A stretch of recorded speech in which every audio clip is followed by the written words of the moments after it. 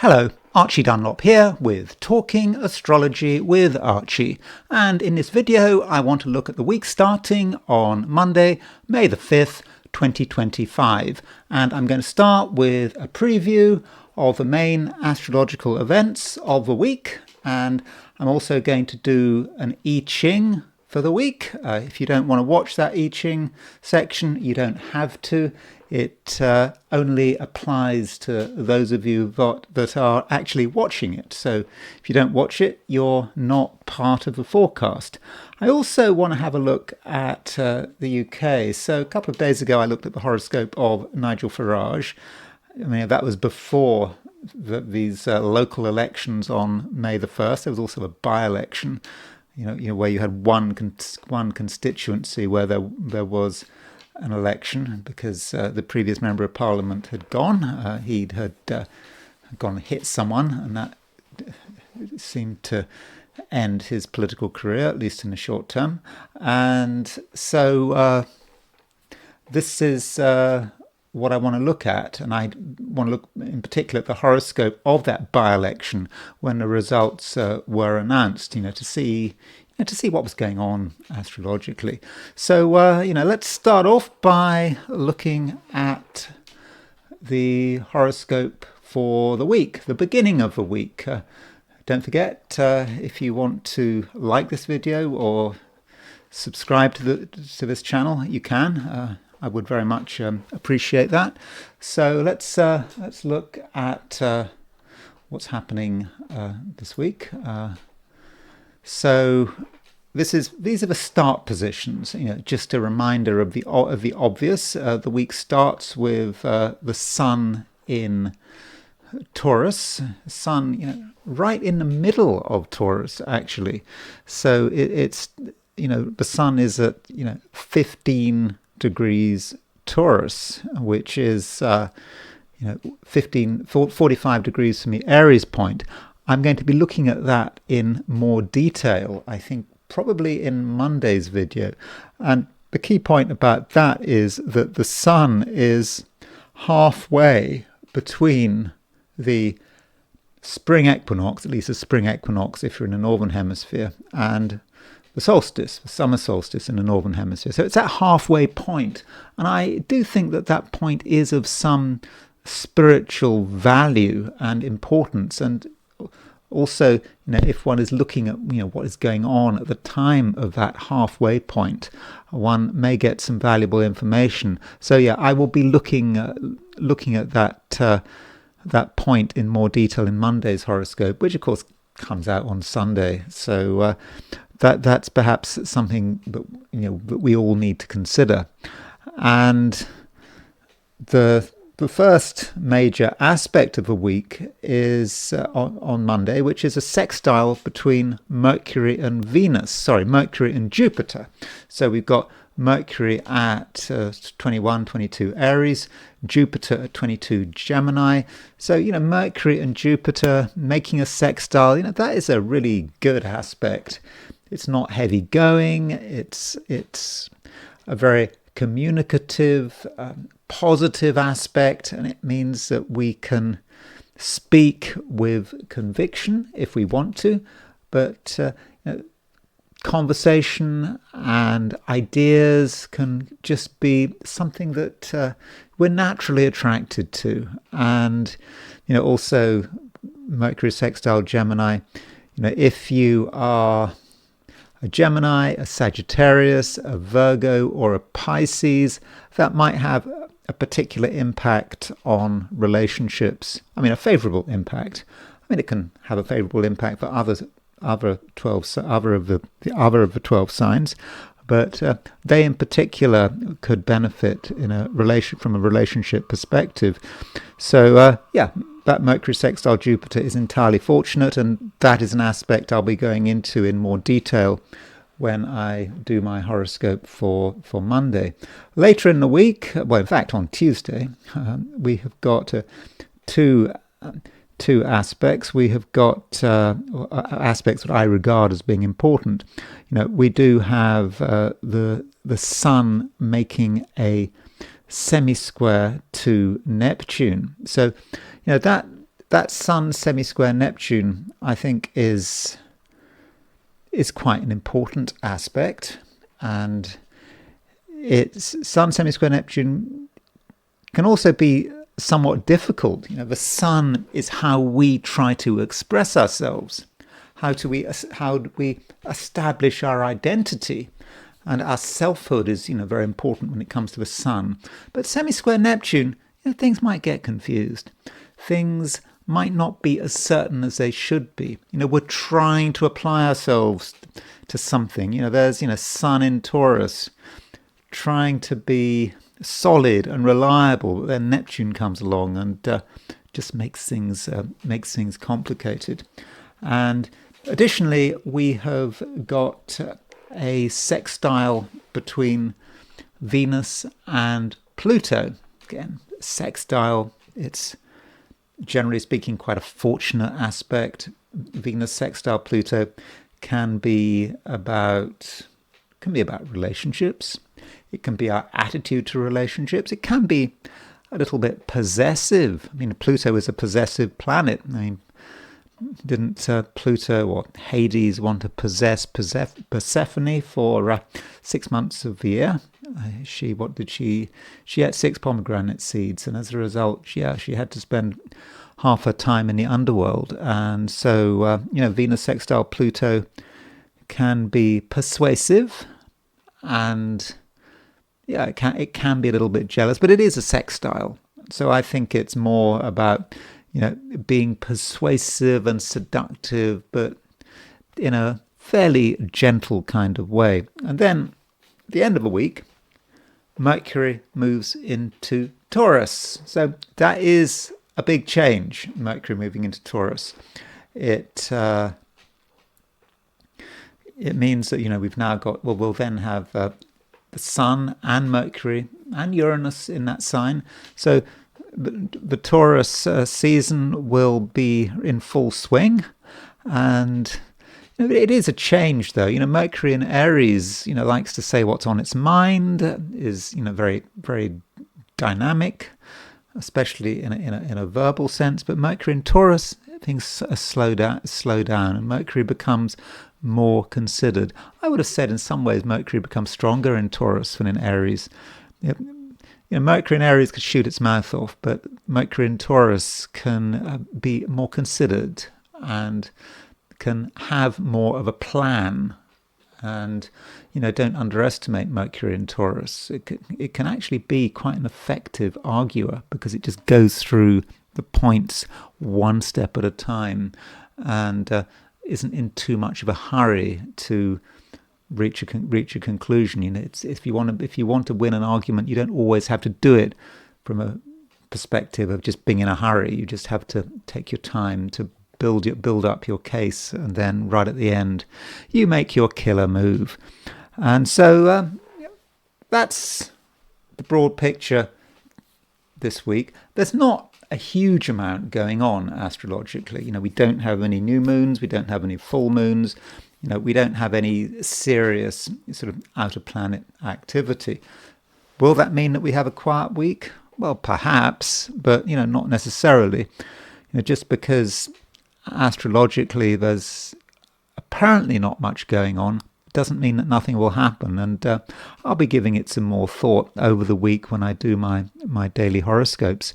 And now I want to look at the UK. Now, my apologies if you're not interested in what's going on in the UK, but I suppose I'm from the UK. I'm always interested in politics, and I've been watching what's been going on with these local elections. So in the UK there have been local elections. They've been elections for councils and for sort of mayoralities, if that's the right word. And additionally, there was this by-election, the Runcorn and Helsby by-election. And by-elections are a big deal, or can be a big deal in the UK, because they are a test of how things are going. And so you'll have one particular town or city which will vote on a new member of parliament, and it might be a very small amount of people voting, but it can be of a symbolic importance. And so in this by-election, Reform, this sort of new party, which is sort of anti-immigration, anti-European Union, it's fairly right-wing. It's sometimes described as hard right. I'm looking at The Guardian. The Guardian like to describe it as hard right or far right, but it's not hard right or far right. It's just a right-wing party. I don't think its views are particularly outrageous. And so it's an insurgent party that has been undermining, the mainstream Conservative Party. And the question is, would they have a breakthrough? In the past, Reform have found it very difficult to get members of Parliament. They did well in the European elections, but when it came to getting seats in the House of Commons, it's always been tough for them. So Reform was the main challenger to Labour. It was a Labour seat. It was a Labour member of Parliament who went and hit someone and had to stand down from his seat. So there had to be a by-election. And this is the chart for the announcement of a result. I was watching this on YouTube and I was looking at the time, and so this is the exact time that the announcement was made. It was made at 6:01 a.m. UK time. There had been a recount, and at the first count, Reform had won by 4 votes. This is out of, I don't know how many people voted, something like, was it sort of 25,000, a bit more than that. So, quite a lot of votes. 4 votes out of more than 20,000 is, that was a tiny margin. So there was a recount, and after the recount, it was found that actually Reform had beaten Labour by 6 votes. And it's the smallest margin of any by-election, certainly since the Second World War. And it's so fitting of the times we're living. I talked about the time of the snake that we're living in. The Kala Sapa, when all of the traditional planets are on one side of a nodal axis. And, you can see there's the north node, there's the south node, and, so all of the planets, all the traditional planets, we don't count Uranus, Neptune and Pluto as traditional planets, are on one side of a nodal axis. When you've got the Kala Sapa Yoga, things just happen. And, these are strange times. You might think, well, 6 votes, is that a coin toss? Is a coin toss? Is it some random event? But it just had to be, didn't it? That was the way it was. And, 6 votes might not seem very much, but if it had gone the other way, if Labour had won by 6 votes, it would have been seen as a big disappointment for Reform, and it would have undermined Reform's momentum. I mean, Reform did very well in local elections, but it was somehow the by-election that really counted. And the narrative would have completely changed if those 6 votes had gone the other way. Well, in fact, it would have only have taken 3 votes to go the other way, wouldn't it? So this is a chart for when it happened. And, okay, you can see that Uranus is fairly close to the ascendant. And so when you've got Uranus close to the ascendant, that might indicate a little bit of an upset. And Uranus was not exactly there, but it does kind of indicate that this was a bit of a shock, but doesn't really say which way it was going to go, because it may have been actually that the real shock would have been if Labour had won it in the end, because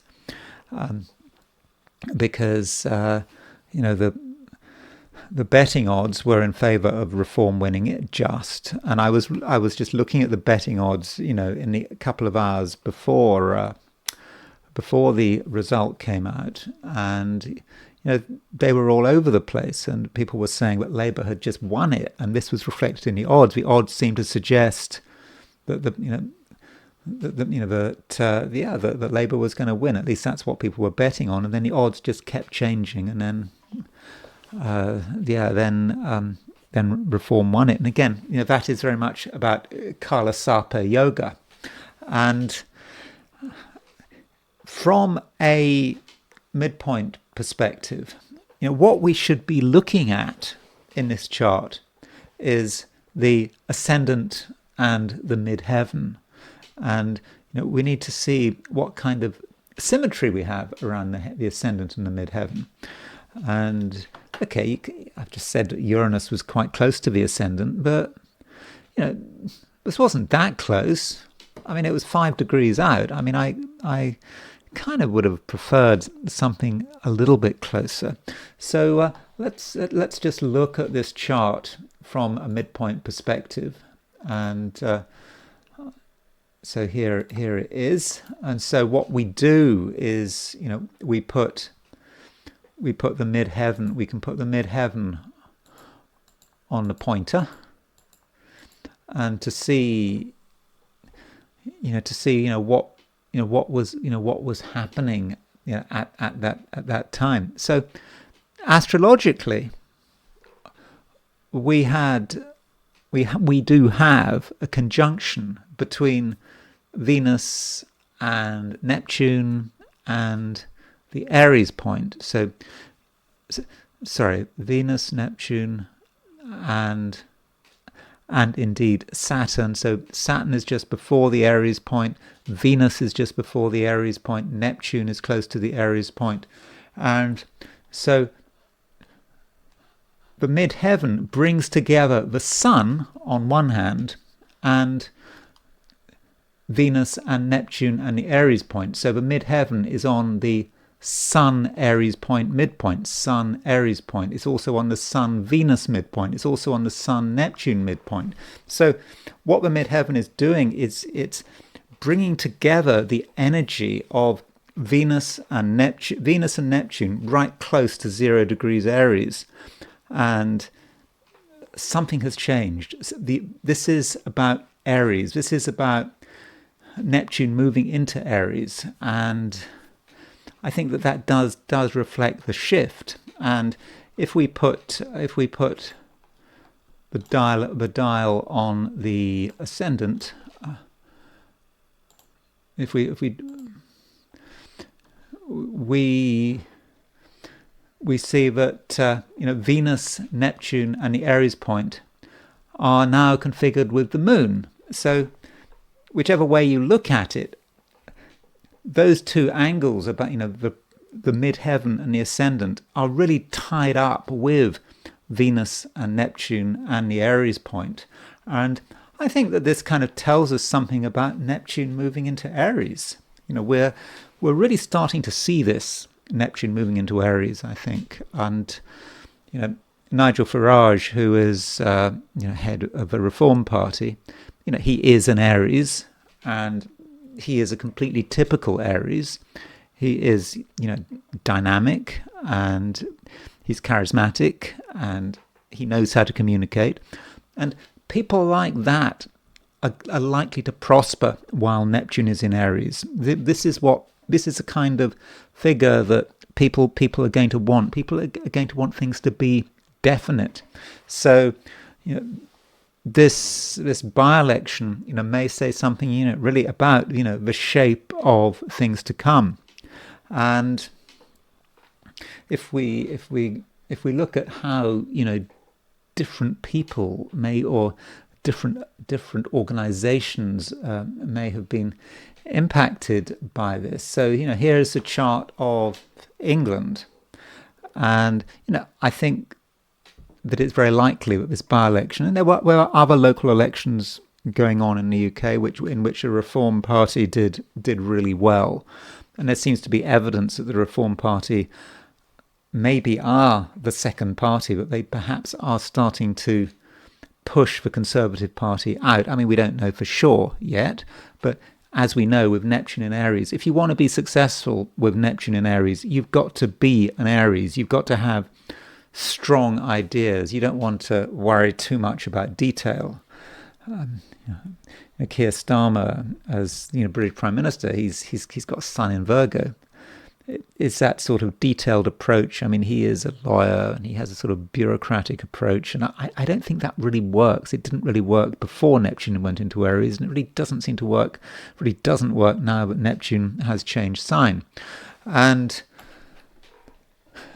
if we look at what's happening to the UK with this result, or rather, what is developing. Well, one thing that did happen, or rather that was going on at the time of the by-election result, was that Uranus was making an exact sextile to the North Node. I mean, an exact sextile to the North Node. And so the North Node, you could say is about contacts. It's about people, and I wouldn't have said it was really about society, but it may have been about the destiny of society. And so Uranus sextile the North Node, something happens which is surprising. There is an explosion, there is a shake-up, and interestingly, England's Chiron, I'm not sure quite, I can't guarantee that this is absolutely accurate because I don't know. I haven't really looked at, I don't really know how well the algorithms work out for this program with Chiron. But Chiron's the UK's England, Chiron at the time of the 1066 chart, and by the way, this chart for England, I've taken it for December the 25th, 1066.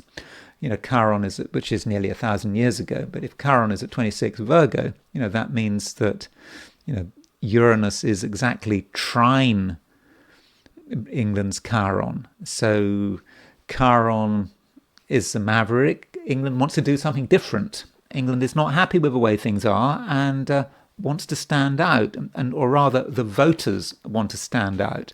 And who are the voters? Who are the people? Well, the people in the UK are, well, you could say they're the moon at 29 Pisces. And so Venus and Neptune have just made a conjunction to England's moon. And so that's really stirred things up. And Uranus at 26 Taurus is starting to move towards Britain's moon. So the British population are getting restless, and so that may say something about what's happening in Britain, and how it is really stirring things up. And then we've got Keir Starmer. I mean, this is a bit of a disaster for Keir Starmer, although I should say that it's in a way, people are saying it's a bigger disaster for the Conservative Party. But with the Conservatives, they're not in power, and maybe I should be looking at the Conservative Party, but I'm not going to. I'm just going to look at Keir Starmer. He is the British Prime Minister, and so here's his chart. And well, it's not really his chart because actually we don't have a time of birth for him. So that is kind of annoying. And so as far as what's happening to him at the moment, what is he experiencing? Well, Mars, the planet Mars, was at 6 degrees 9. Leo at the time of the by-election result. So that was moving towards a semi-sextile with his Mars. So a semi-sextile is quite a subtle aspect, but Mars, semi-sextile Mars, could be stirring things up a little bit, just making him feel uneasy and making him, also, somewhat agitated. He doesn't really quite know what to do, doesn't quite know how to respond. And also Mars at 6 degrees Leo is starting to make a conjunction with his North Node, so it does stir things up for him. Though I don't think it's especially dramatic. True Black Moon Lilith is conjunct his Venus. There is a sort of darkness there with that true Black Moon Lilith.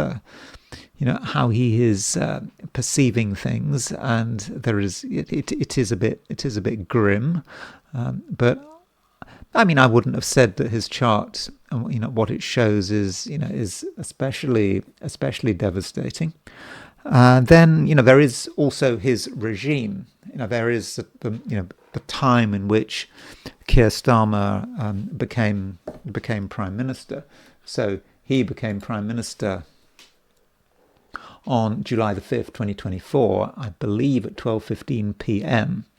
So this chart, says something about his premiership, and it took place. He became prime minister just before a new moon. That's a very unfortunate time to become prime minister, just before a new moon.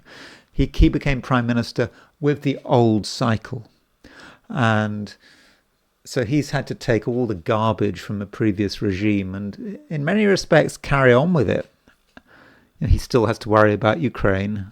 He's even more worried about Ukraine than the man before, Rishi Sunak, and old problems, old solutions, or old attempts at solutions. So it's kind of like, not the greatest time to become prime minister. He became prime minister, on a dying cycle. And so as far as what the by-election result did to his regime, the moon at the time of the declaration of a by-election was at 1244 Cancer. So the moon was conjunct as his sun, the sun of the time when he became prime minister. And that may be just a reminder of that relationship between the sun and the moon, the fact that it is a government that came in on a dying cycle, and or rather the dying section of a cycle. And so also Venus, we have this Venus conjunct Neptune. So the ascendant was at 1 degree Libra when he became prime minister, but the descendant was 1 degree 48. And so we have this Venus-Neptune conjunction on a descendant, which, I talked about it a few days ago, so I'm sorry if I'm repeating myself. But Venus conjunct Neptune represents the government's enemies, and Neptune on a descendant, the government can perhaps see enemies everywhere, and the government is very obsessed about Ukraine. There is a view that they're spending too much effort on Ukraine, and so this may be a hint about how they're seeing things. Nigel Farage, Reform Party, their internal enemies. Russia is an external enemy, and that Venus conjunct Neptune, it's just stirring everything up, and it's really not helping. And then of course finally we have Nigel Farage's chart, and again, I'm sorry if I'm covering him again, but Nigel Farage, at the time of this election, Uranus was moving towards a conjunction of his Venus, so that does really stir things up. It's not precise, but it does emphasize his profile. Over the next couple of years, Uranus will be moving out of Taurus into Gemini. Uranus will be on his midheaven. He will be getting more attention, and in fact Mars is his solar arc directed. Mars is going to be on his midheaven at the same time as Uranus is on his midheaven. So that is really going to stir things up. It's going to be tough for him. Just don't forget that right now we have Kalasapa yoga. Nigel Farage in his horoscope, he has Kalasapa yoga, so he really resonates to this. And this is a time when things are just going to happen, and that's the way it is. And I think that's all I'm going to say about the by-election. This is my preview of a week. Not many people watch this video, compared to the other videos I put out. So I thought I would just talk about this by-election, sort of ramble on about it for a little. And so now I want to look at the week ahead from the viewpoint of the I Ching. Just remember, if you don't want your I Ching read, you don't have to have it read. This only applies to people who actually listen to me and watch the I Ching section of this video. So if you don't want an I Ching forecast, you can stop. You can stop watching the video now. Okay, so I asked the question, what is the week starting on Monday, May the 5th, going to be like for those watching the I Ching section of this video? And so what I'm going to do now is I'm going to just look at this question from 4 perspectives. From a general perspective, then I'm going to look at money, and then career, and finally relationships. So the first hexagram I got was hexagram number 58, which is the joyous. That's how the Wilhelm translation of I Ching describes it. And the joyous represents a lake over lake. These top three lines, that's a trigram for a lake. So you've got a lake repeated, and so lake, water, joy, things are flowing, people are happy, and that sounds very nice. But when you've got this hexagram, it's important not to be carried away with things. And what you have to do is you have to stand up for your own interests and just not get distracted. You can have fun, but only up to a point. And what you must not allow to happen is you mustn't allow yourself to be swept away. There's just too much water here. You might enjoy yourself. You might be tempted to just relax and go with the flow, go with the crowd, have lots of parties, just not worry too much about anything. But such an approach could be dangerous, and it's just very important that, in spite of everything, that you're able to hold firm. And we have 2 moving lines here. The 5th line moves and the 6th line moves, and the 5th line in the I Ching is usually quite fortunate, but in this hexagram it's not. And the 5th line is really warning you this week about trusting people. If you trust someone too much, maybe not just someone, you trust a thing, a body, an organization, someone trying to sell you something, whatever. You trust something too much and it could let you down.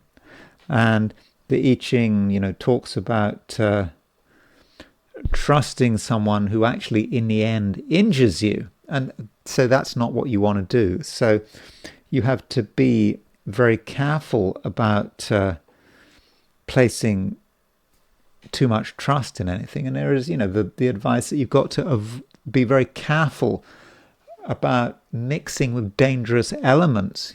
People might seem amusing. You might want to spend time with them, but that might not be such a good idea. And then we move to the 6th line. And the 6th line, the top line, just could be about just being swept away with it all. You just, you go with the flow and you lose your whole sense of identity. All the pleasures of the world, everything that you find is amusing, it's all fine, and you lose control, you let other people do what they want, and it just becomes a real mess. So in spite of this hexagram being called the joyous, it can actually be overindulgent and destructive, and it's very important that you stand up to it all. You have to make absolutely sure that you do not get swept away. Now, with two moving lines, that does mean that we move to a different hexagram, and the hexagram we move to is hexagram number 38, which is opposition. And opposition is about not necessarily getting on with people, but being aware of the differences between them, and at some stage realizing that we need a little bit of separation. And so we should resist the temptation to be super sociable over the week, and we probably should be relying on our own resources and also just understanding the differences between ourselves and others, and not feeling that we have to do too much sharing. And, it's always nice to share. It's always nice to be in a team. But, this weekend, it may not necessarily work out, because if you're with a team, if you're with other people, there's just that danger you get swept away and you lose your identity and you find yourself in a position that you don't really want to be in. And then we move on to money. And I think the delineation of this is fairly straightforward. With this first hexagram 58, the joyous, it is absolutely possible that financially you could just get swept away, and you might be too trusting, and you might give people money and you later regret it, or you could sign up to something because you trust someone. You trust them.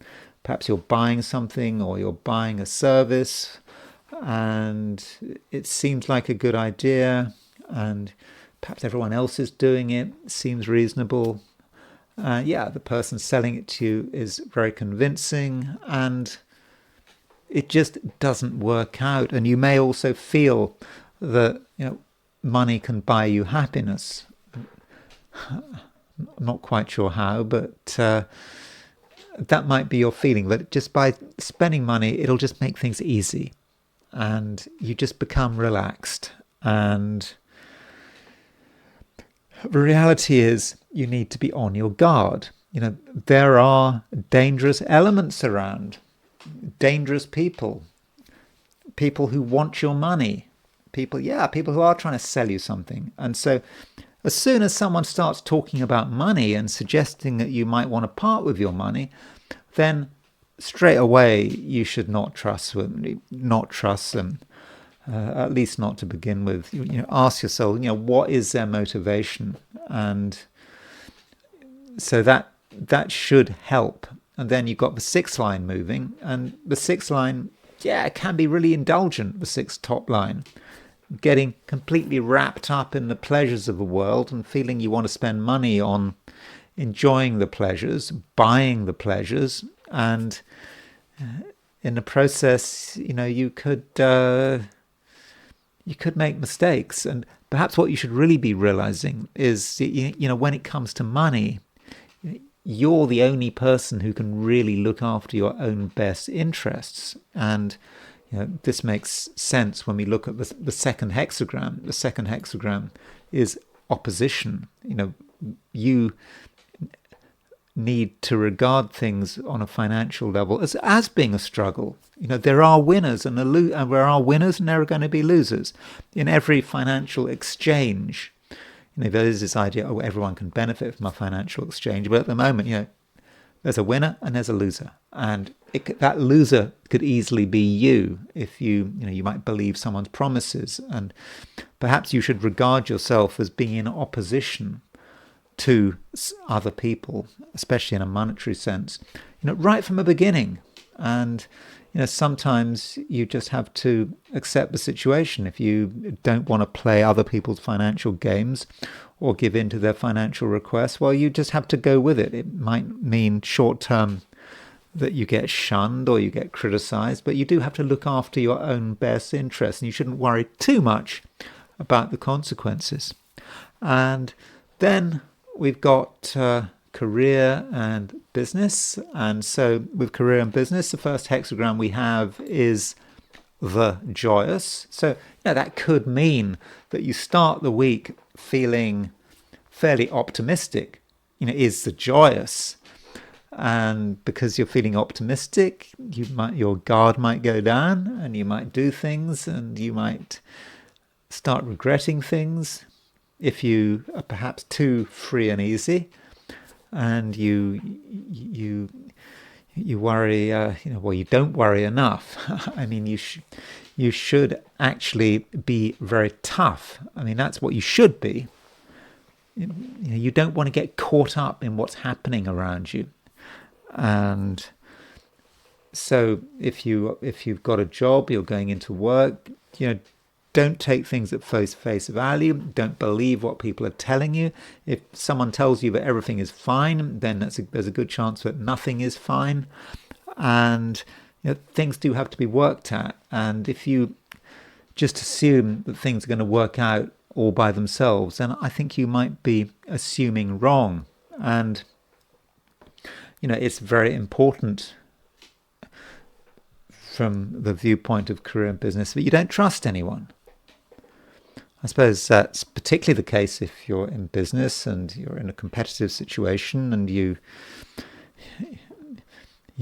trying to make progress, and you think you might want to make an investment, or you might want to buy something that might help your business. You trust someone, you believe someone, but you can't believe anyone. Everyone has got their own agenda, and with this hexagram, it's just important that you're able to be strong and resist outside pressure, outside temptations, and just not get carried away. And if people say everything's fine, then that really does suggest that actually nothing is fine.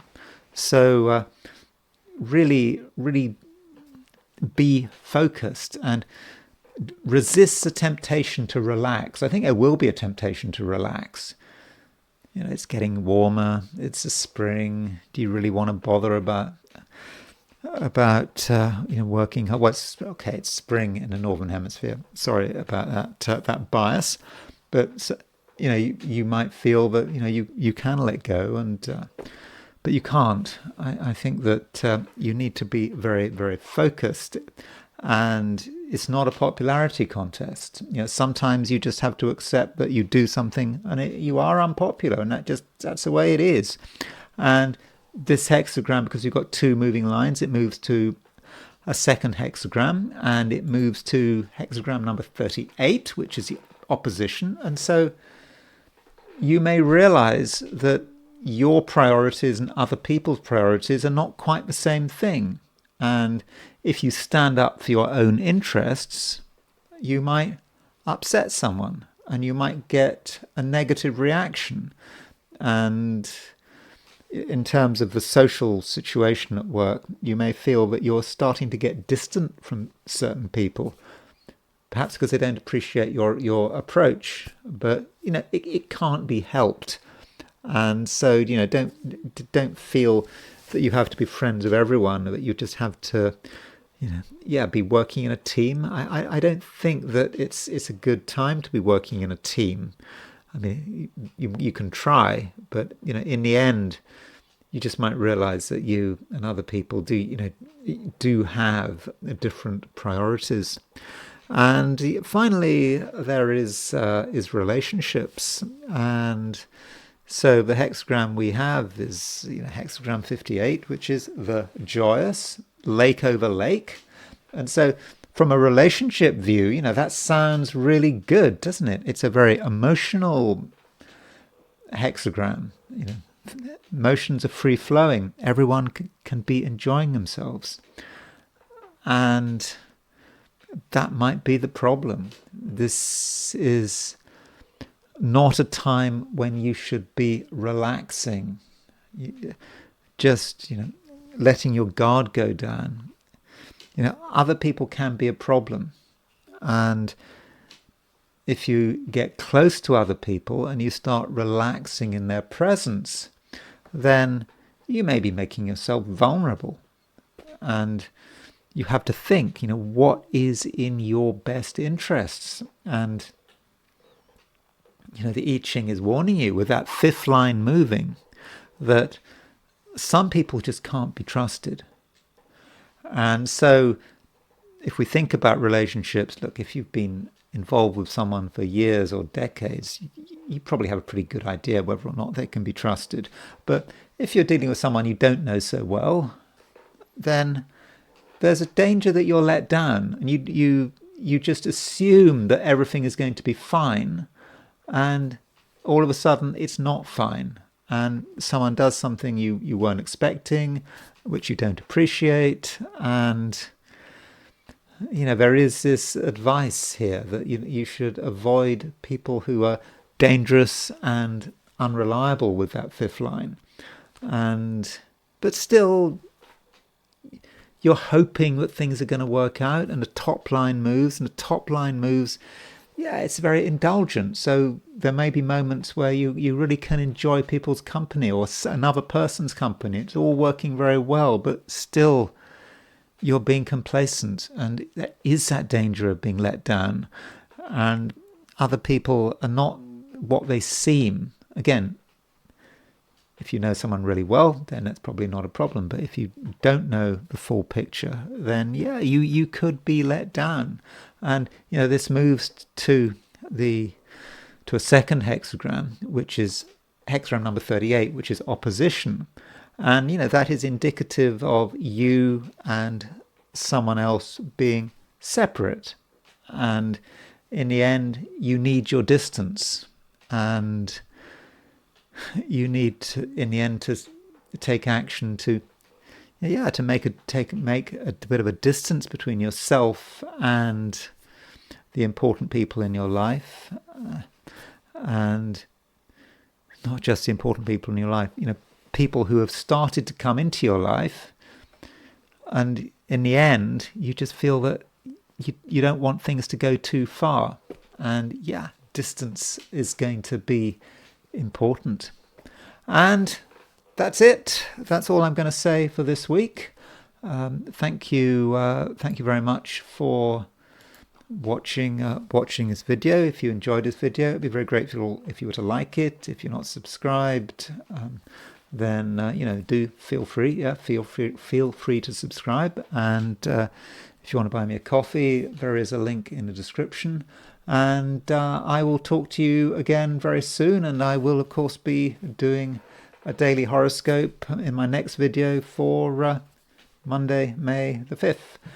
Anyway, have a great week, and I will talk to you again very soon.